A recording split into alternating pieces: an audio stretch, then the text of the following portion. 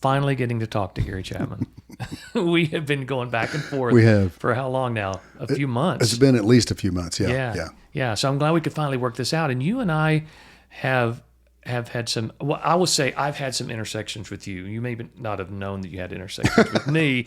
I may not have past, been paying attention. But I first saw you opening for Amy back in like 78, 79 maybe. 78, I remember 79. where I was. It was Waco Hall on the Baylor University campus. I remember it actually. And you opened for her and played for her. Yeah. And then I saw you again when I was in Truth. Mm-hmm. You and Smitty were somewhere, maybe Lakeland, Florida, and you knocked on our bus door. You wanted to talk to Roger. Oh, I remember that.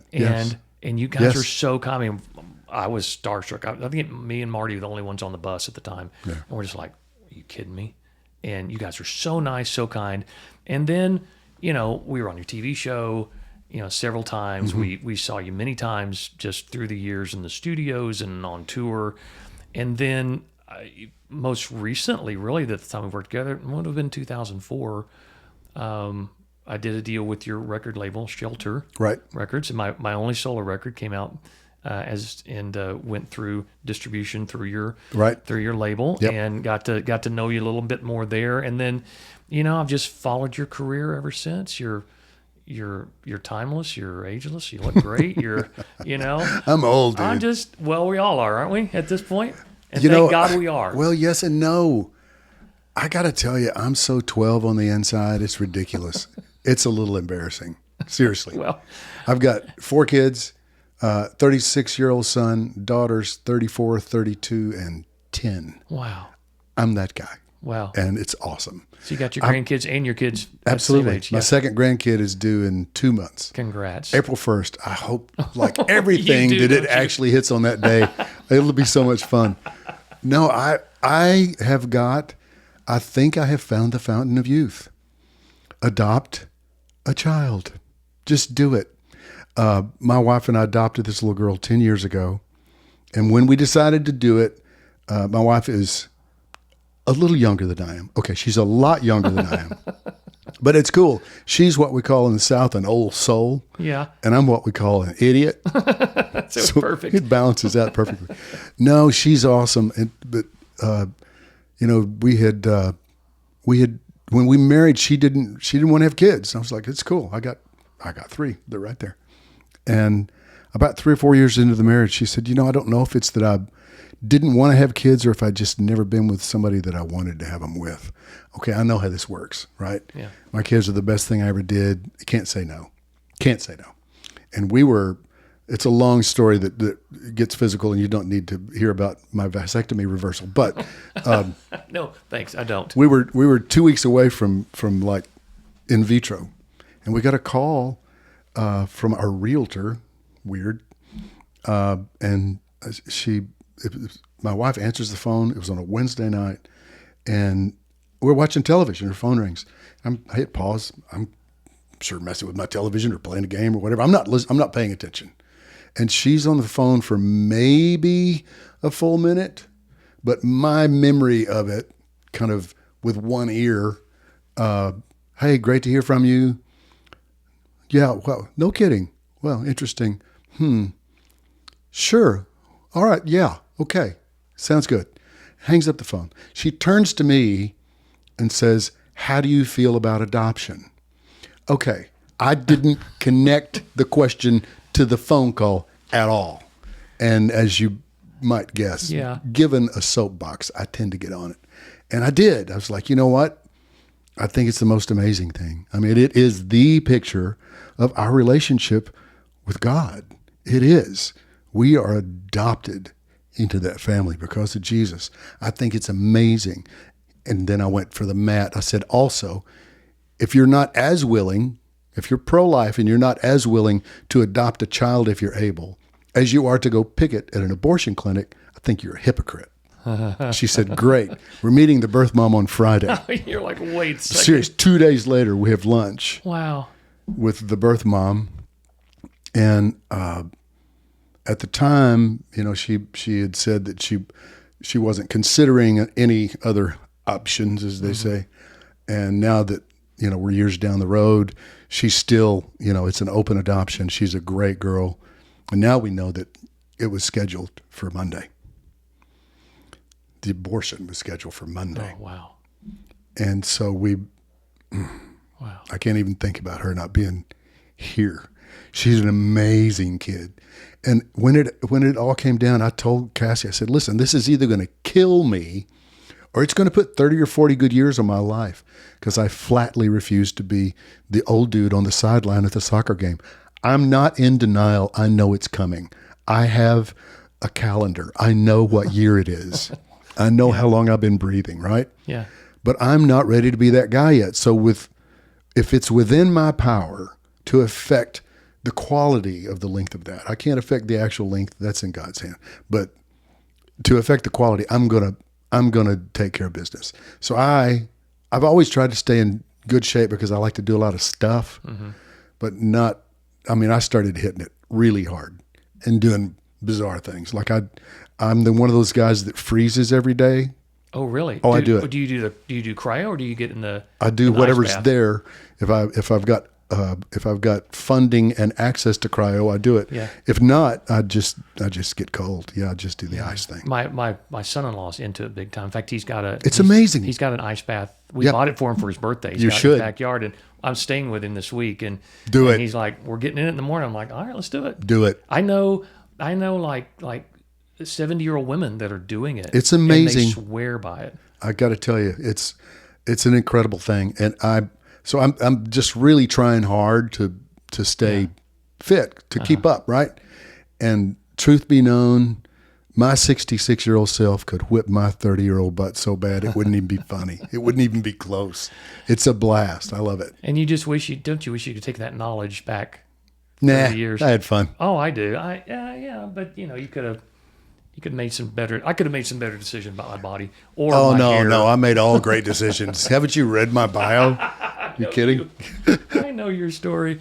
I'm a big fan, Gary. I mean, listen, you're an inspirational artist to me. Just the music you created early on in your career, and then Thank as you. we were contemporaries in For Him's Day, just really loved all the music that you're a part of. Can we go back to the beginning? To Anywhere the you want to go. beginning- the Yeah, I beginning should of your Christian music I career. should have said this at the outset. There are no boundaries for me. Okay. I have a few. I gave them So up. maybe I'll be the boundaries for you. You be the boundaries, because Okay. I don't have any. Okay. No. Good. Thanks for the warning. Yeah. I appreciate that. I'll So- be kind, but yeah. So do I have this right? Did you come out of Abilene Christian? No, I did not. I have a lot of friends that went to school there, but no, I was at Southwestern Assemblies of God College. Oh, in Waxahachie. Waxahachie. Yes. Yeah. Okay. One of my best friends, roommate during that time, is the president of the college now. It's a university now. Yeah, they all are. Oh yeah, thank you. Yeah. Yeah, and I could bring down that whole place I bet you could. with the stories I have. No, he's a great dude. He's a great guy. I just kind of remember you. Like for some reason, my brain puts you in the same group of people like Chris Christian and Brown Bannister, and It's because probably because of the Mike Blanton, Amy connection. I never ran with Chris Christian at all. yeah. Never. That's another story you probably don't want to hear, but Oh, maybe I do. Yeah. If you want to hear it, I'll tell you. Go ahead. But it's okay. That's why we're here. So Amy cut Father's Eyes. That's how we got introduced. The next record was called Never Alone. No, wait. Why did you get introduced because of Father's Eyes? I wrote Father's Eyes. Oh, I didn't know that. Yes. That's the first song I ever got cut. Wow. First song went number one. I was like, this is nothing. This is easy. I just kept doing it. Wow. No, yeah. So the next record was called Never Alone. Mike Blanton and Brown called me from Goldmine Studios out of the blue and said, listen, we're cutting final vocals. We're in the studio this minute cutting masters. Yeah. And we have 5 songs that don't have lyrics. I was like, what? How is that possible? Well, good question. Yeah. You worked with Brown, didn't you? No, Just kidding. one song. Okay. We really tried. No, to hire Brown's him amazing. He's many brilliant. Years, but yeah, But- we never got but the he chance did to have- do a whole record with him. He did have an affinity for just going at it, and Yeah. as it comes, let it happen. So anyway, they had committed to the songs, but the songs weren't finished at all. And so I said, yeah, I'm your guy. This is back in the days where you could go and like in a half an hour have something put on a shirt. I went to the mall to some place and I had a shirt made, and I walked in with a shirt that said Chapman Song Repair. And I wrote those 5 songs. Okay. Her publishing was with Christian at the time, and Brown's was too, I'm pretty sure. So he was kind of the kingpin. He was at the moment. The co-writes for those songs were obviously I'm in business with him. He didn't have my publishing, but we interacted. So I did those songs. Most of them didn't have hardly any lyrics. Some had a piece. A couple of them just were a title, just a hook or whatever. But I did them. And, a month or two later, I get contracts in the mail from Chris.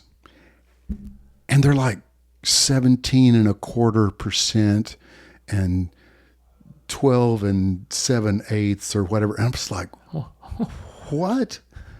And so I called him up. I reached out, shall we say. I said, what is this? This is, if 2 people write a song, you split it in the middle. That's the way it works. Maybe what you brought to the table wasn't much, but maybe it was the thing that made it work. That's the way it works. Yeah, I don't know. Yeah, I'm always in favor of that. If you're in the room, Always. Thank you. And the song gets done, you get an equal share. Period. Yeah. That was the way that I had been taught. Certainly, in the country music business, that was a given. Yeah. Nobody gets hosed in country music. It's only in the Christian music. No, I said, "What is this?" And at least he confessed it. He said, "I counted syllables." No way. So you started with 50% because the tracks were already done, the music was already done. I said, "Yeah, but I wrote the melodies for some of those things. It was just a track." Well, yeah, but the music was done. And it was just, it really wore me out.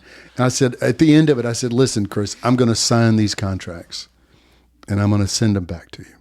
And I would recommend it. Listen, I'm 19, 20 years old at the time, and he's kind of a big dog. Yeah. I said, I'm going to sign these contracts and send them back. And I would recommend that you take one of them and frame that and put it on your wall, because it's the last signature of my name you will ever have in your hand. Wow. This is it. Wow. And I stuck to it. That's amazing that you had that attitude and that drive at that age. Well, it just seemed wrong to me. Because everybody I know that's been in the industry, it takes a few years in the industry to start to figure out kind of how things work and what's fair. Well, it was probably a stupid move, though, because it also takes you a few years to find out who you shouldn't turn against you. And he was a powerful guy. I have an oversized sense of justice. It doesn't mean that I'm always right. It just means I'm always ready to fight for it, for what I think. Uh-huh. And I just knew that it was wrong. So I said, no. Wow. And I stuck to it. Wow. Yeah. So I mentioned earlier that the first time I saw you were out with Amy. Mm-hmm. You opened for her, and then you played, like you accompanied her. I think it was just the 2 of you. It was. On stage. We did that for a couple of years. Yeah. And I thought it was fantastic. I mean, like I saw the Imperials like a couple months later with the full band and everything, and I thought both shows were equally as powerful. I appreciate that. And great. We had a fun time. Yeah. And so, obviously you guys are married for a while. 17 years. 17 years, yeah. I was out at your ranch a couple of times. We were out there with Michael and Marty and making music out there at the barn. Yep. That's a big part of your story. It's a big part of the Christian music story. It is. Don't want to dwell on that, but if that's something I don't care. You'd want to talk about. I think I mentioned I don't have any boundaries. Yeah. None. I want to be careful though, not to make this let's hear all the dirt. No. But no. It's the best story of forgiveness and reconciliation I'm aware of. So there's no dirt. There's only forgiveness. Well, take us through it then. Yeah. Okay. So we married in 1982. My only number 1 country song went number 1 the week that Amy and I got married. Trivia time. Oh, wow. A song called Finally.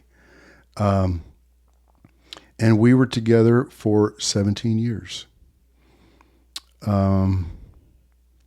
1986, September 2nd. We came back from, like a 18-month tour. I mean, we literally took off heading west and came back from the east, one of those, And I, at the time, was a mess, absolute mess. I walked the aisle in my dad's church when I was 6, and I meant it. I remember the sermon. There were some virgins that had some oil and some that needed oil, and that door shut, and they couldn't get in. I did not want to hear that door shut. So I walked that aisle, and I meant it. I meant it. And I've walked that path, I have believed, since then, till this instant, with well-publicized varying degrees of success. During that time, I was doing cocaine. I brought my hiding into the marriage. I had 2 lives. I was signed to a great publishing deal on Music Row, Tree Publishing. I don't know if you remember them or not, but it was the big dog. And I had success early, and then Amy and I got married, and we hit it hard. A lot of success. Unlimited funding and a rebellious spirit are a bad combination. Yeah, I bet. As it turns out, looking back on it, in all honesty, I really didn't have a problem with cocaine.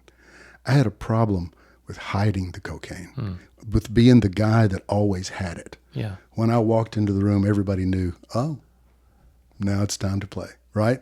And I loved being that guy. I did. And the deception that goes along with it, the roots of that wounded my marriage dramatically. And that's all on me. Yeah, I know him, I know her, I know, right. Never suspected this at all. And then, of course, you are, from my memory, you are painted as a bad guy in this whole thing. Then you get a little older, and you're married for 30 years, and you go, oh, wait a minute. Hold on. Hang on a second. Just 1 second. Yeah. No, but part of that, again, is my fault. I liked being the bad boy. I was never the perfect cookie cutter Christian singer. I never was. I was always the one that would get up on the awards show and say something that nobody else would say. I loved being that guy. I've enjoyed a great example. I've enjoyed the facade of people thinking that I was crazy, like danger wise. Yeah. I loved that. I mean, I perpetuated that. Where did that come from, do you think? Is that something that... Flying helicopters, maybe? I don't know. Was something you kind of grew up with? Is that, No, it's a false bravado that a lot of guys do. There are very few people that get on a motorcycle for very long that don't experience that joy, that kind of twisted joy of somebody going, you're going to kill yourself. Yeah, whatever. But the truth is, I was always super careful. Always, like ridiculously so. But I loved people not knowing that. That was hiding. Yeah. It's all about hiding. Whatever is hidden is probably going to bite you in the end. Yeah. Don't hide anything is the key. Yeah. And I don't anymore. I don't. Yeah. This whole cancel culture phenomenon that we've been into for a few years, I laughed from the beginning. I come pre-canceled. Dude, I was I was canceled decades ago. Man. I don't care. I really don't. Man, I kind of feel like the Christian music industry started that whole thing. They did. Because you didn't get canceled in the secular world. Nope. You could be married 15 times and be celebrated. You Sure. could be a drug addict, you can be an alcoholic, you can be abusive, and it's all forgiven. Right. Because you can go out and act repentant and all is forgiven. Right. But in the Christian music world, you have a divorce. It's over. It used to be. You have an addiction. Not so much anymore. Not so much anymore. But in those days, especially in the 90s, as Sandy went through it, for a bit. And, yep. That was a cancel. You are canceled. It's over. Your songs are off the radio. Yep. Your products pulled out of the stores. You're dropped from your label. The good news is I was never a huge artist. So I didn't lose as much as some could have. Well, you can say that maybe in the Christian world, but again, for guys like me who rode on your coattails and really looked up to you as an artist and what you were able to accomplish in the industry, it was a big loss. And I just remember having such a blast with you being on, was it Nashville Now? It was originally, we changed it to Primetime Country is what we called it. Primetime But same Country. show, yeah. I mean, just being around you, you were larger than life. We had a good time. That was a good run. It was something that you could aspire to just go, there's more than just singing my songs every night. Yeah. There's more that you can do. There's more you can parlay this career into if you'll have the guts to try some new things and push forward. And then for you to be, and doing the air quotes, canceled, for you to be canceled was kind of like, whoa, okay, that's a big loss for all of us in the industry. Well, I'll tell you what, it would be a big loss for me to say what I have said so far without saying the rest. Well, let's go then. This is so good. This is so good. This is so God. About a year after Amy and I broke up, divorced. I hate that word. God hates it too. Yeah. Did you know that? Mm-hmm. She called me and just genuinely, I mean, I know her, good grief. I know her. She said, I'm so sorry. I'm so sorry. I see how this all wounded you, and I'm so sorry. Please, can you forgive me? And I did. We still had 3 little kids at the time, and there was no upside to distance or bitterness at all. So yes, I was joyful, happy to do so. I did not have the same feelings toward Vince. He was my friend. I think I probably introduced them originally. And I justified my unforgiveness with the totally irrelevant fact that he never asked me for it. And it's been, I think, 7 years now. It's been a good bit. I was driving down the road, dude, minding my own business. And I mean, as close to the audible voice of God as I have gotten. It was so out of the blue. I wasn't thinking about it. I wasn't thinking about nothing. Just boom. You've got to forgive him. It hit me hard, dude. I was like, what? And I said, okay. Okay, God, I'll do it. But I don't know how. I've always been pretty good at reading a room and feeling what the moment requires. And not manipulating it necessarily, but being able to deliver a good experience. That's the hosting thing. It's the performance. It's all the stuff. Right. It's like breathing for me. It's very easy. Yeah. I can do that. But this can't be manufactured. And I made a deal with him. I said, you set me up. You give me a moment. Yeah, God doesn't mind those type of questions. And I'll do it. Yeah. It took him about 3 months. I was out at, I'm not sure what they call it these days, Sky something, I think. North Star used to be. It's the old TBN facility out on Dickerson. Oh, yeah. Road, that production place out there. Yeah, it's where Huckabee's place is out there, yeah. No, his is up at Twitty City. Okay. This is just off I-65. Nobody cares. Nobody cares. No, I was out there doing, what was I doing? Larry Black's Country Diner, that show that he used to do out there. I don't think he still does it. Anyway, I'll go out there, I'd do my deal. I come back to my dressing room, I change clothes, throw my guitar over my shoulder, open my dressing room door, and from me to you, it's happened probably hundreds of times in the past 20 years. There's Vince. It's boom, there's that moment. Here we are, right? Yeah. And we had never discussed it. We had never made a plan, but we had a plan. And it was very effective because it's a small town, as you know. It's an even smaller community. And we're family, you know. There's functions, there's stuff that we wind up at. Yeah. Anytime we were in the same space together, as soon as the other one was aware that the other one was aware, as soon as our eyes lock, we pivot and we walk. It worked. Very, very effective. It worked just fine. And we did it then. And I got about 20 steps away, and dude, it could not have been more tangible if God had taken his fabulous finger and just, you asked me for this. You asked me for a moment. What do you think that was? And I said, okay, you're right. Again, you're right. He's always right. And I turned around and walked back, and I stepped into the open doorway of his dressing room, which was right next door to mine. I had no idea. Wow. He was out doing Marty Stewart's show. Mm-hmm. And as I stepped into the open doorway, he and his longtime manager, another friend that I lost, are laughing. Satan's last-ditch attempt to stop the process, because in my mind, they're at laughing just at you. enough time. Yeah, they're laughing at me. Right. And I'm like, nope. That's what you're going to think, yeah. No is the answer to that. No. I said, man, if you could just give me a minute, just this won't take long. He said, okay.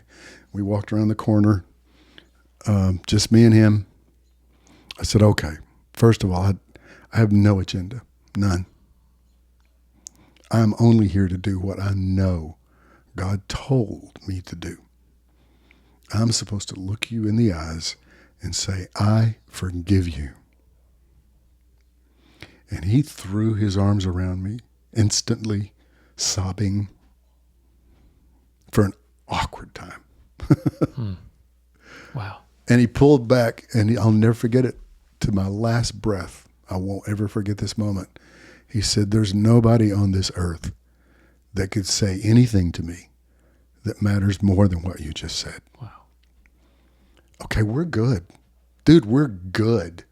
It's hilarious because I've started to tell this story a bit. I never want it to be exploited. I'm not trying to sell something. Yeah. I don't have a book to, it's in the book. I know how many, I've got a grasp now after all this time, how many literally millions of people were wounded and disillusioned and misdirected by all that came down out of that. There were a lot of people that were on the bubble of a divorce that just said, okay, screw it.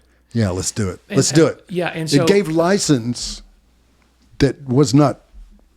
Yeah. So I hope it's okay that I kind of launched into having you tell the story, because, as we're telling the story of Christian music with so many different people, that's a cataclysmic event. I know. For so many, like you just said, that it was, there's a lot of people that were like, wait a minute, what's happening here? Absolutely. It's it's literally the top of the mountain being split open. And it now happened. what do we think about exactly what Christian music is? Right.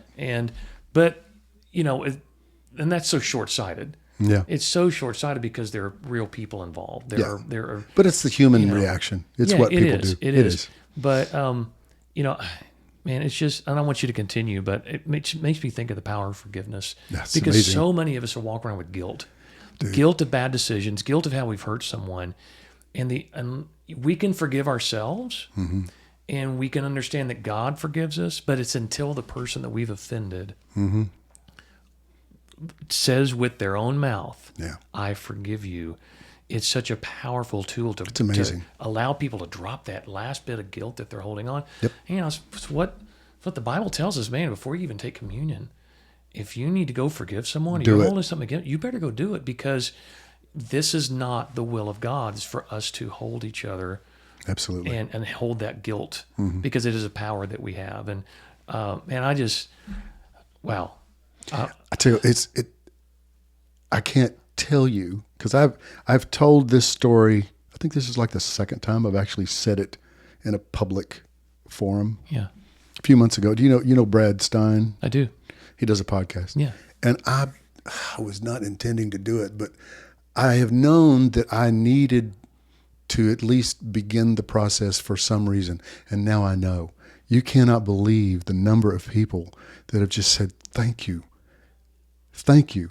Hearing that caused me to go to X and say Y and this and everybody, I promise you, there's not one person in your life that is old enough to complete 3 or 4 sentences that doesn't need to forgive somebody. Yeah.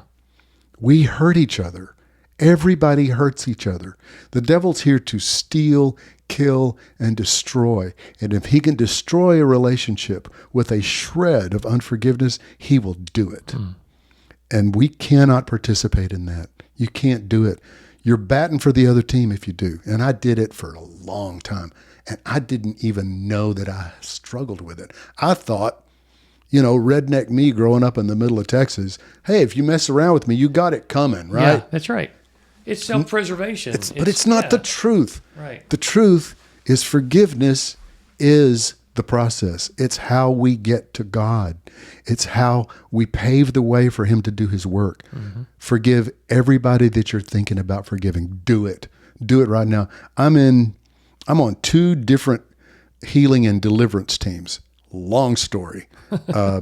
I never did want to get into that. When there was any kind of demonic activity in the Assembly of God church I grew up in, I ran. It scared me. And that is not the case anymore. I do not run. I almost run toward it. There's nothing like getting in a fight you're going to win, dude. It's amazing. Wow. But because I do it all the time, my awareness of the trickery and the subtle, tiny ways that the enemy works his way into a relationship or a family or a situation of any kind, every single one of them gets down to forgiveness. There's some trauma. Usually it's an amazing, shocking, scary number were abused as a child. A woman that's been raped. It's some traumatic event opens the door for that to get in there, and then it says, "Oh, I found a home. I'm comfy here."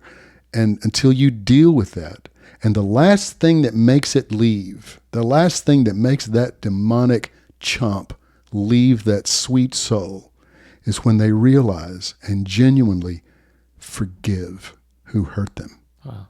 It's so powerful. It makes a demon run, dude. It's amazing. It's the coolest thing ever. I love it. That's one of the last lessons Jesus taught us, wasn't it? He said that's what we would do. Yeah. He said we would do that. Yeah. And he told the people that were crucified him, Father, forgive them. Yeah. Yeah. Basically said, I forgive you. Yeah, he did. For what you're doing here. Wow. I just love your story, and I'm grateful that you feel the freedom to share it and to, just talk about your life change, because that's really what it's all about. The fun part is that the stories that have happened after that. Yeah. Like when we run into each other now. Yeah. Side stage at the Opry one night. He's there. I'm like, hey, rather than going that way, we go this way now. Yeah. We come together. He's hilarious. He always was. We laugh, and we both start watching the movie, because over his shoulder there's a movie. Over my shoulder there's a movie, and it's people in the movie saying, "What is happening? Yeah. Why are they not hitting each other?" It's so hilarious and so beautiful. And I want people to know that, man, there's nothing that can't be forgiven. When our oldest daughter, Millie, got married, we were about to walk, about to open the doors, the whole wedding party's in, about to open the doors, and, she and I are going to walk down the aisle. It's about to happen. And I hadn't even thought about it, but I did at that instant. I said, listen, in just a little bit, like a minute or 2 or 3, there's going to be a guy that's going to ask me, who gives this woman to this man?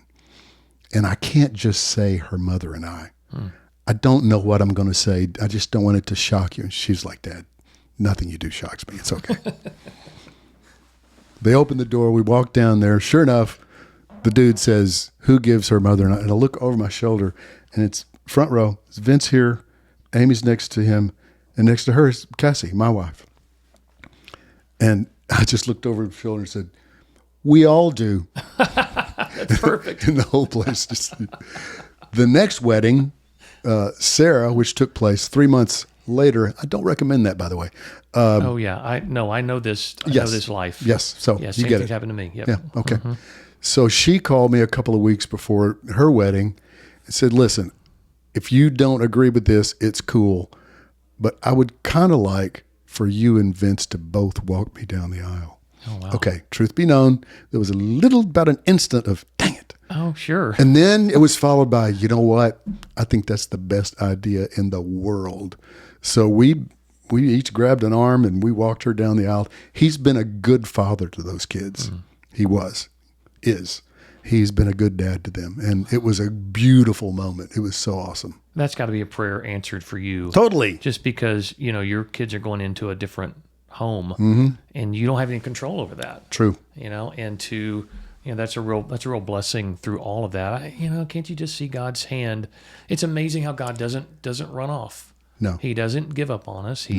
He stays through the tough times and everybody else leaves. When you talk about crawling down into your deepest, darkest hole for that period of time, he was there with you, obviously. Absolutely. And setting all of this up. Yep.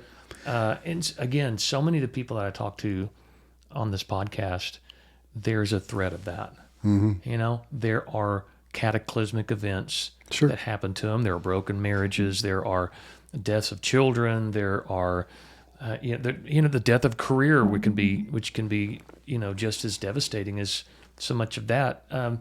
That when they can sit here years later and tell the story and go, man, but you know what? God's good. Yeah. And I'm still here, and I'm still able to tell my story, and that is a win that you can't imagine when you're going through it at the time. Dude, it's incredible. My only, and I know it's going to change. I can feel it, quite frankly. My only, the shred of string that remains from that little piece of life, because of the relative blacklisting that occurred. It wasn't just radio stations; it was churches. Very difficult for me to get gigs to go, and the irony is, I learned early on to be objective about myself, my own material and my voice and my playing and all of it. Because if I'm not, I'm going to be lost. I'm going to just be pretending, right? Yeah. So I produce me. I'm better now than I ever was in my life. Wow. And I'm writing more songs that I know are absolutely directly dropped on me. I describe it as a song-shaped bus that you don't see coming, just stepping off a curb and it mows you down. Wow. That's happening to me all the time now. It used to be very rare. Yeah. It was once every 2 or 3 years or whatever. It's pretty much every time now. I'm writing things that I know are important or useful at the very least to what I know is coming. I know that God's about to reveal himself to this planet like we've never seen before. Oh, I hope so. Dude, I'm just telling you, I'm not a prophet. Don't claim to be. I also don't claim to be an idiot necessarily on this issue. I know that God's about to do something. I don't know what it is, but I know it's going to be so powerful, so clear that every Christian and every Muslim and every Buddhist and every Hindu and every person, every color, every breathing human is going to look at each other in the eye and say, that was God. Okay, once you realize that he's here, you got to deal with it. Yeah. You got to make a choice. And that's going to usher in a thing so big that revival is not even going to be a word. It's so much bigger than that. I don't know what we're going to call it, but there's going to be, I'm saying there's 1 billion souls coming into the kingdom. I think it's a global, crazy, unbelievable move of God. And I want to be up to my eyeballs in it. It wakes me up every day. I know it's coming. Wow. I cannot wait. It's going to be so much stinking fun.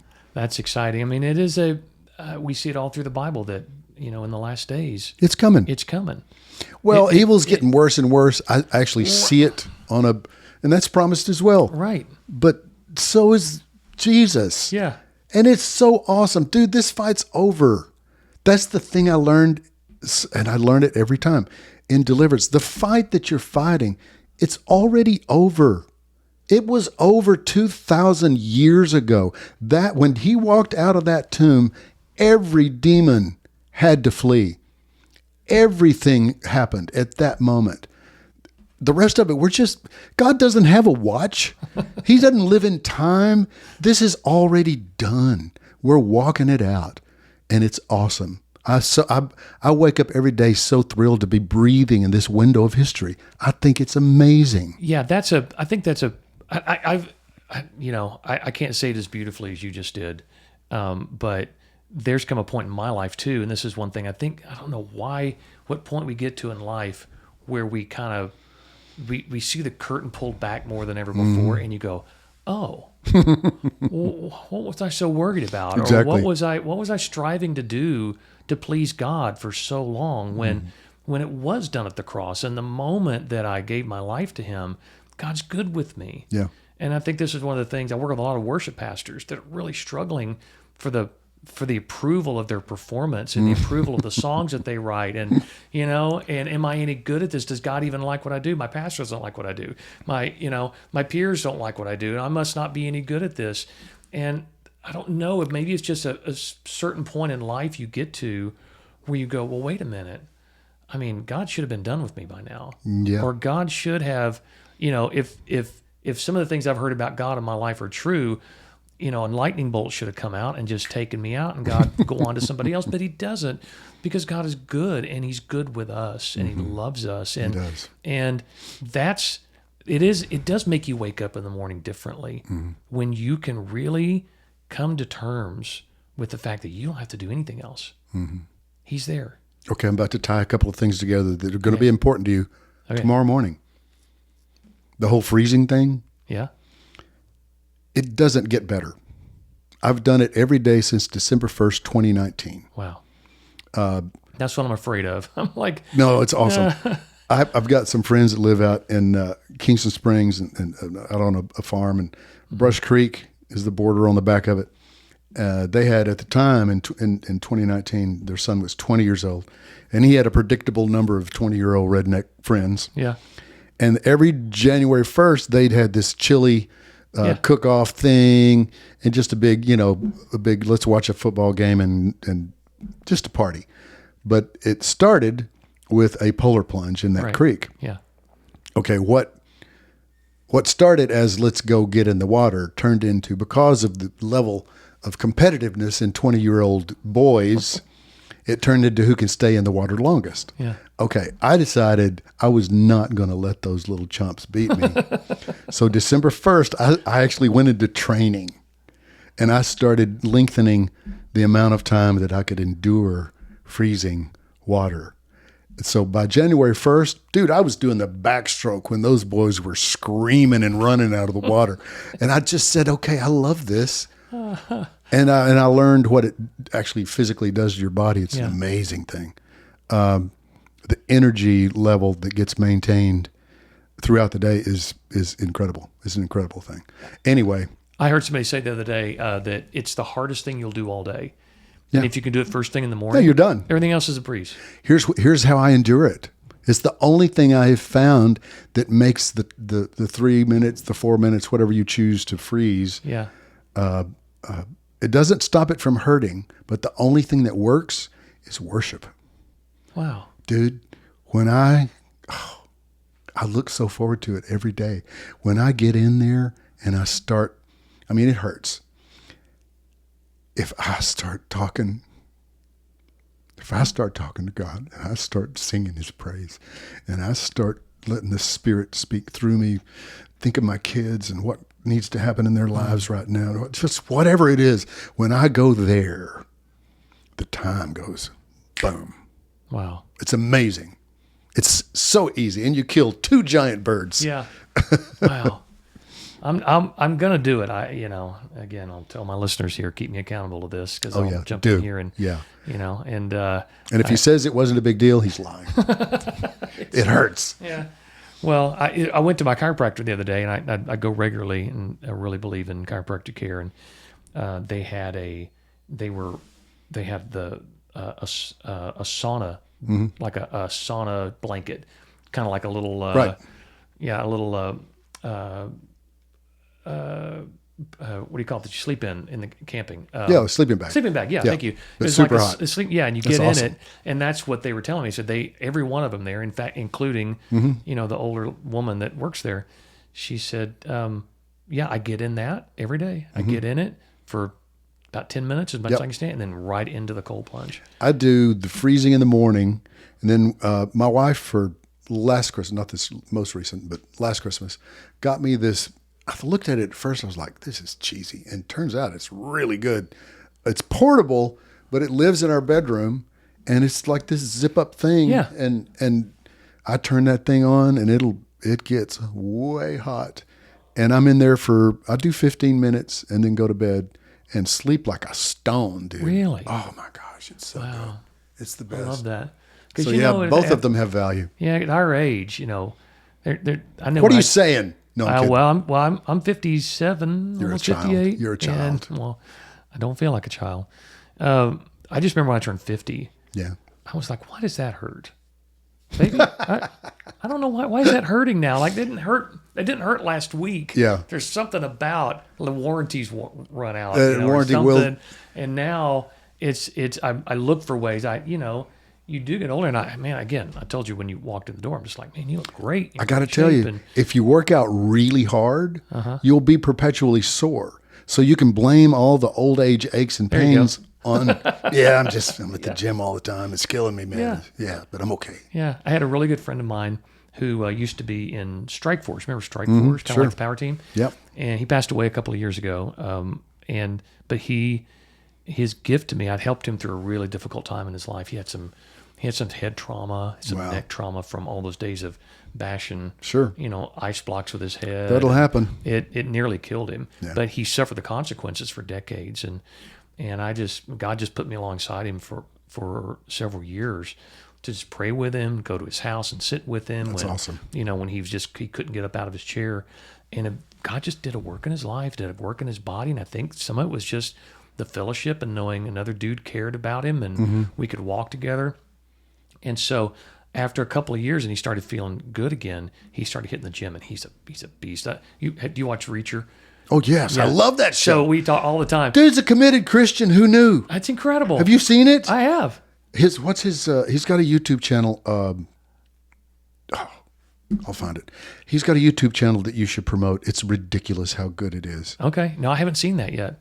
But what's his name? But Alan every time Richard? we watch it, my wife goes, "That's Kyle." That just reminds me of Kyle. I mean, that's kind of the big brute that he was, and just a force of nature.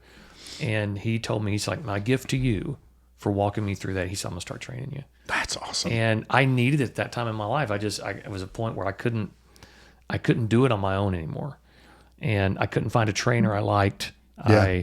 But he took me in. He was knocking on my door at 5:30 every morning, going to the gym, calling me if it was, it's icing outside. I'm like, hey, I'm not gonna. Test roads. You go, I'm already here. Yeah, sorry. So I slipped and slid all the way here, but it's worth it. Get over here. Yeah. And so I really owe a lot to Kyle, but it is for guys our age. We got to keep moving. Well, and here's the thing. We got to keep working. We got to keep moving. Yeah. We got to keep dreaming. Two things. Yeah. I think we're all basically sharks. If you stop swimming, you're going to die. Right. All my friends, no, all is too big a word. Most of my friends who retire, one of two things. They either summarily die outright, or they're so sad. They're just bored out of their minds. I will work until I drop because I love what I do. Same. Why would I not keep doing it? Yeah. It's crazy. And that's it. The shark, the thing. That's it. Yeah. What's the YouTube channel? His name is, it's not loading, but his name is Alan Richson, Ritchson. Right. And he's got a YouTube channel that he puts stuff up pretty much every day, and it's awesome. I don't know the depth of his walk. I know the sincerity of his walk, and I am so glad. I want to meet him so bad. First of all, total fanboy. Yeah. I love that series. Yeah. He's just, it's hard to be a dude and not want to be that dude. There is a revival going on. Yes. I feel like in Hollywood. Yes. And in the music industry, I'm just hearing so many people, so many of my heroes that I'm hearing their testimonies now. They've turned to Christ, or, look at Mark Wahlberg. It just the impact he's had, even just talking about, his Catholicism, his commitment and his commitment to God.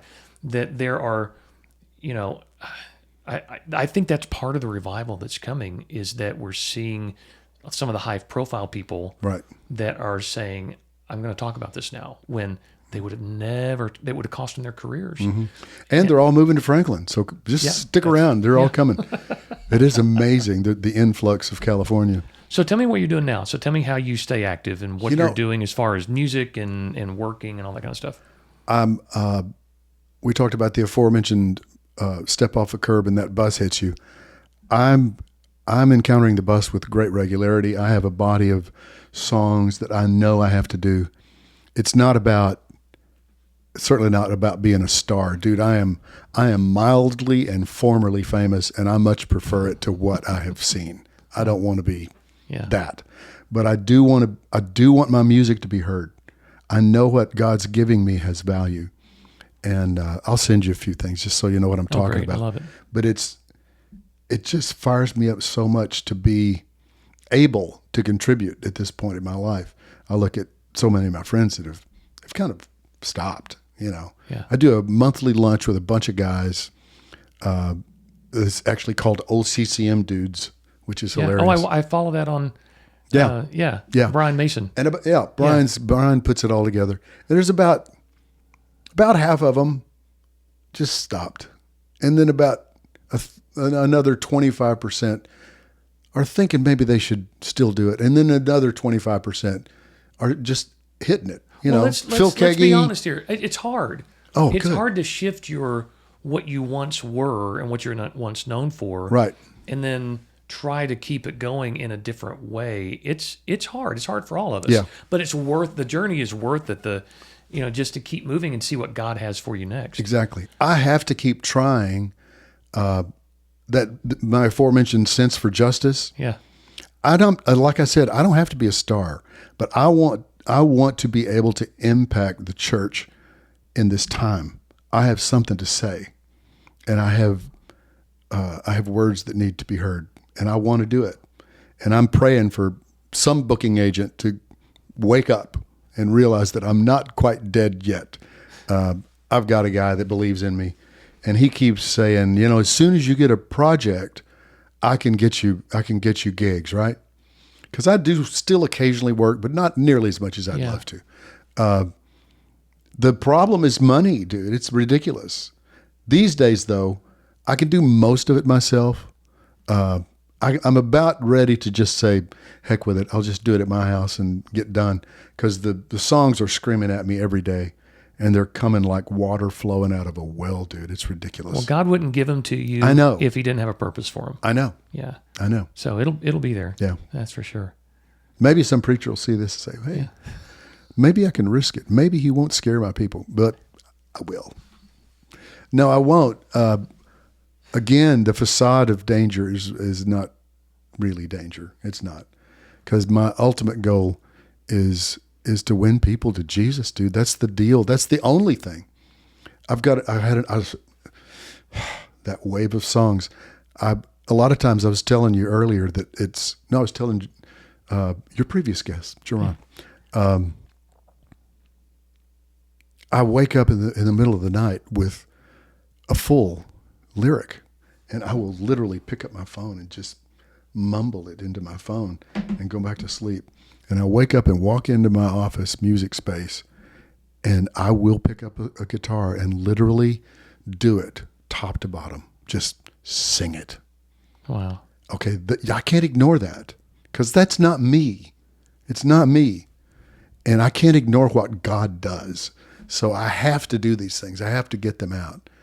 I had one last night, but now I can't do it because somebody will steal it. This is such a great idea.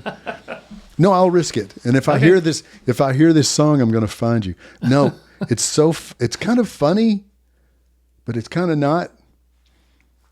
The one thing that Jesus absolutely commanded us to do, totally, go fish. Nobody's written that, dude. Nobody has written, go fish. Have they? See, he's writing it now. He's stealing it before my eyes. I got it. Here. Go fish. No, it'll be. I'll give you 17.8%. I'll take it. How's that? I'll take it. Let's let Christian publish it just for kicks, because you can't make money off it anymore. No. See, that's a drag. That's a real drag. Yeah. I had a very good catalog, and what was even after getting canceled, the mailbox still functions. Sure. But it was growing, because things get recut and reissued and whatever. And what was, honey, you should pick out what beach on which island you want to walk down for the rest of your life, has turned into, so let's think about going to dinner next month somewhere. I'm serious. It's that revenue stream, which was retirement for me, is off 98.5%. Wow. In the last 10 years. Illegal downloads and the streaming solution. People don't buy music. They rent it. Yeah, exactly. Just a second ago. You don't have any music. You don't. Unless you have a CD, you don't have music. It's not yours. You're renting. Stop paying the subscription. See how much music comes out of your device. Yeah, well, before we started, I got an email on my phone from one of the streaming companies with my royalty for a quarter. Yeah, how was it? And it was $35. I'm like, oh, dude, that's strong. Hey, we can go to dinner tomorrow night. Yeah, I got early on before it actually engaged. Here's the fun part. I've never cashed a streaming check. Really? No. The physical checks that used to come, I just kept them all. And I'm going to wallpaper a bathroom with them. Like 12 cents, I'm going to wallpaper, 17 cents, absolutely. Cost them a lot more to mail me the check. So when I was worship pastor for a long time at my church in Tulsa, and on my board in my office, I would do the same thing. I would keep all especially like the Canadian royalty, international royalties. International, like a penny. And like, it cost you $2 to mail this to me, and it's a penny, So I would pin those up on the board, and anytime someone would come in and say they wanted to have a career in Christian music, I would go, well, just take a gander up there and see what you're going to make. Yeah. Just let that be an inspiration to you right there. Because it's where it's at right now. It's such a weird thing, though, because if God has given you that gift, you got to exercise it. Right. People ask me all the time, are you still writing? And my stock answer is, can you help me? I'm trying to stop, I need counseling or something, rehab. But I can't stop. It's who I am. Well, and there will be an outlet for it somewhere. I mean, the hymn writers didn't have publishing. They didn't have, Don't get me going on hymns, dude. The hymn, back before we paid people to write songs, they were much, much better. Yeah. All those songs came out of one of two sources, either extreme joy or extreme pain. Yep. Usually they're joined at the hip. Yep. And that is an amazing thing. Those songs still have life. Mm-hmm. You breathe on them the right way and they start burning, dude. I'm telling you. I know this. I don't know how much time you have. How much time do you have? Well, we're unlimited here, so. Okay, here's the deal. I have to quickly tell you about my father's death. And it's amazing. It's amazing. I just told your dude outside, and he was like, what? So my dad was Assembly of God preacher. He lived with Cassie and I until he died in our house, Easter Sunday morning, right at sunrise, 2009. Wow. You can't write it. Wow. You just can't. He had Parkinson's for 8 years, cancer for the last year and a half, multiple myeloma. It ate up the sheathing in the major nerves in the lower part of his body, so he couldn't walk. Okay, the first year and a half of my life, I'm sure he put me to bed and changed my diaper, and I got to return the favor. Wow. It was awesome. Best horrible experience ever. We were always very, very close, and we got closer, and it was awesome. Toward the end of his life, the last 2 weeks of his life, he went back and forth, seriously, 8 times, from here to heaven and back, 8 times, without question. Here's how I know it. Well, there are a few reasons that I'm about to tell you. Toward the end of life, they offer you all the best drugs. Right. You know? Mm-hmm. But unlike his idiot son, who had never ingested, he had never ingested anything that altered his consciousness. So he tried it one time, and he just said, "Son, I can't do that. Wow. I don't want to be there. I want to be here until I'm there." I said, "Okay." Even with all the pain he was in. He said, "Okay." Wow. The one thing that brought him comfort was me sitting on the edge of his bed and playing and singing the songs that he had taught me 50 years previous. Wow. All the old hymns. And it worked. It was amazing. The power of God just settled in the room, and everything was good, dude. He would just lay there, arms raised high, worshiping. It was so good. So I was sitting down there with him, talking to him, because, you squeeze every moment when when it's inevitable. Yeah. And he wanted to go. He was like, "Please, seriously." I was just sitting down in his space in the house. This is like a house I built. I designed and built a house out in the west side of Nashville. 2001, I started building it. We moved in 2003. My mom died while we were building it. They were going to move in. I had 3 little kids pretty much still at the time. I had a studio that I had left at the farm. Uh-huh. I wanted to kind of recreate a workspace like that. Bottom line, I graduated with honors from the School of Creative Justification. I could make anything make sense, right? Yeah. So I wound up with 14,000 square feet of me. And it was great, crazy house. His space in the house, what would have been his and my mom's space, his space in the house was directly below the master suite and bathrooms and closets and my office and all that stuff. Yeah. It's directly below. That'll play in here in a minute.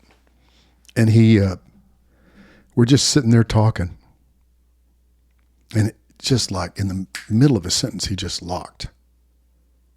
Just unblinking, locked. No movement whatsoever. And I'm like, "Dad?" And I got up and I went over and I'm like smacking his face and trying to feel for a pulse, and it didn't seem to have breath. And I was just like, well, that's a lot less dramatic than I thought it was going to be, right? So you thought he was gone. I thought he was dead. Yeah. Absolutely. And I'm just sitting there just kind of drinking it in. My brother and sister live here. They both came to visit over the years, and everybody came to visit. Nobody left. They all stayed. My brother's he runs the aviation department for Williamson County Sheriffs. He's a helicopter idiot. And quite the skeptic. You'll hear in a minute. So Dad's just locked, and I'm thinking, I'm about to call my brother and my sister and say, "Okay, it happened. It kind of snuck up on me. I would have, if I'd known it was coming, I know you all wanted to be, I was ready for that conversation." Right. And he came back just like that, laughing. I mean, almost hysterically laughing, but just like a real laugh, a genuine from your gut laughter. He was one of 6 boys. 3 of his brothers had already died. He had been visiting with his brothers and his mom and his dad. Wow. He was so happy to have seen them. And he had a lot to say about heaven. And I'm like, okay, I know it's not drugs. He's not doing them. Yeah. I know he can't lie. He's not capable. He can't lie. What's the upside? Right? There's not one. Right. This happened. And I was like, wow. And I went upstairs. I told Cassie what happened. She's like, well, you know who he is. You know how he walks with God. Of course it happened. Yes, it's real. I'm like, yeah, it is. But I was almost still trying to convince myself, right? I called my brother and sister and told them what had happened.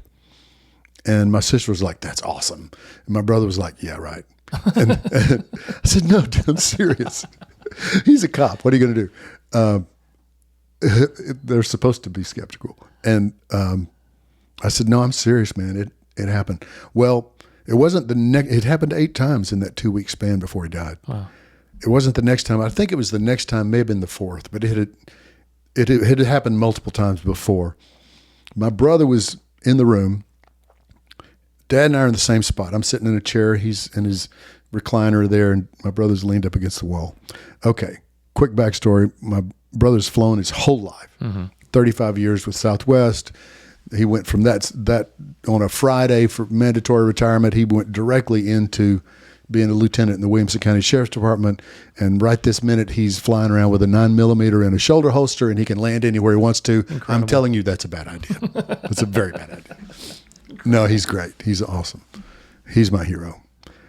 He came up through aviation the hard way, though. He wanted to be a fighter pilot, and he couldn't because his eyes were bad. So he came up. It's a tough road. He crop dusted for 6 years. The last year he did it, he totaled 2 planes, wound up 80 feet upside down in an oak tree with chemicals and fuel pouring over him. And he decided at that moment that he had a guardian angel, and he named him. He didn't tell his wife. He didn't tell me. We're as close as brothers can get. He didn't tell his kids. He didn't tell anybody. This is between him, God, and his guardian angel, right? Yeah. We're sitting here talking. Dad locks up, and by now I'm kind of like used to it. I'm like, yeah, told you. You're That's like, yep, it. It's 5 o'clock. That's it. There he Time goes. to go. No, it's different times of the day. That's a weird thing. Anyway, but yeah, I said, okay, glad you're here. That's it. And he said, what? And he did exactly what I did. He came over and he just like smacked him. Dad, wake up, wake up. Nothing. Breath, pulse, the whole thing. I said, just relax. He'll be back in just a minute. It was always about 4 or 5 minutes. Sure enough, he comes back laughing every time. And he looked up, he saw my brother, and he motioned him come in because he really liked to communicate. And Parkinson had gotten a lot of his voice. So if you really wanted to talk, you needed to get down close. And so he leans in close, and my dad looked at my brother and he said, I just met Ralph. He told me you've given him fits your whole life and you need to slow down a little bit. Wow. Okay. He buckles. He's like, he knows that nobody knows. Nobody but him and God and Ralph know about Ralph. Wow. And it was amazing, dude. It was just like, okay, I didn't know. It was for me as much as him. It's like, okay, whatever shred of doubt I was harboring, I give it up. I'm done with that. Okay, he went into a coma, for lack of a better word, on Good Friday, appropriately. Yeah. He didn't wake up. And my sister's a nurse. She made a pallet next to his bed. I didn't have her grenade, so I couldn't get her out of the house. She's there. She made like I said, she's on a pallet. About 5 o'clock Sunday morning, that Easter Sunday morning, she hears his breathing change a little bit. And those things get your attention when you're in that situation. And she heard voices in the room above her at that point. And she thought, great, if this is it, Gary and Cassie are awake, I won't have to wake them up. Only we were not awake. Wow. I was in the middle of easily the best dream I've had so far. I want more. Aren't old men supposed to dream dreams? Yeah, or is that's it? right. I'm old. Yeah. Give it up, God. Come on. No, if I only have that one, it's enough, because in my dream, which literally played out to a T, 2 hours later, I'm standing on the driveway out leading to his part of the house. Like you go past the front of the house and take a left and descend, and that's his spot. We're standing there, silent. My sister, my brother. And we're just watching the guys from Harpeth Hills Memorial Gardens out on Highway 100, just like 3 miles from the house down the road, wheel his body out to take him to the funeral home. Mm-hmm. Not saying a word, just standing there. This is hard for me because I love words. I don't have them for this part. Like that. He was standing there with us. And he made me look like I just died of cancer. He was so strong. He was so powerful. You could feel it. You could feel his power. It was crazy. He made me look like I just died of cancer. He had gone from 190 pounds or so to 80 something, right? Yeah. I cannot tell you what he looked like. I can't. I love words. I don't have them. I've tried. I tell this story and I get to this point and have to apologize because I don't have them. He was perfect. He was beautiful. He had on this garment. It was like a dark, kind of almost black, kind of purple thing. And it was like closest thing I can come to describe it is like an Olympic swimmer would wear something. It was just skin tight. Yeah. You could see like the sinews, and it was just, he was so beautiful, so perfect. And he's yap. And he looked to be about 35, give or take, right in there. Yeah. I wonder about that. Are we all going to be 33 in heaven? Are we all going to be the age that Jesus was when he died? That would be cool. That would be really cool. Anyway. That's a question I've always thought about too. Yeah. Unless you're a kid. They should let the kids stay kids. Right. Up to 33, then we'll cut it off right there. No, he was just, he's just going. He's yapping, just going. And I remember in the dream thinking, I should pay attention to this because I'll bet you this is important information. And I couldn't focus on it. I couldn't do anything but stare at him, just drink it in. It was almost like he shined. It was just wild. The only thing I remember him saying, he said, kids, as much as I did my best to teach you about heaven, I was right, but I was wrong because there's so much more. And like that, my phone rang in this world, and it was my sister telling me that moment he had just taken his last breath. So I'm telling you, without question, God gave me that moment. I needed that moment, and he gave me this incredible gift. I walked the aisle, like I said, in his church when I was 6, and I meant it. It was real. And I never stopped through every high and every low place. I never stopped believing that Jesus was who he was, that he was my Savior. I never stopped believing until that morning. And I stopped believing and I started knowing. And it's very, very different. I can't describe the difference except that it changed everything for me. Everything. I know this is really here. I'm not it's not necessarily a matrix. Yeah, there's a table here. Yeah. But what we see, what we live in, what we're surrounded by, it is not where we're going, man. It is not real. It's not. In the eternal sense, this is not real. This is not real. It's not. Again, he doesn't have a watch. He's got the whole story. He's got the whole world. It's all done already. Yeah. And when we're trapped in time and space, he is not. And when we're not, God only knows what's waiting for us. I just know that I'm ready, and I want to take as many people as I can with me. That's all I know.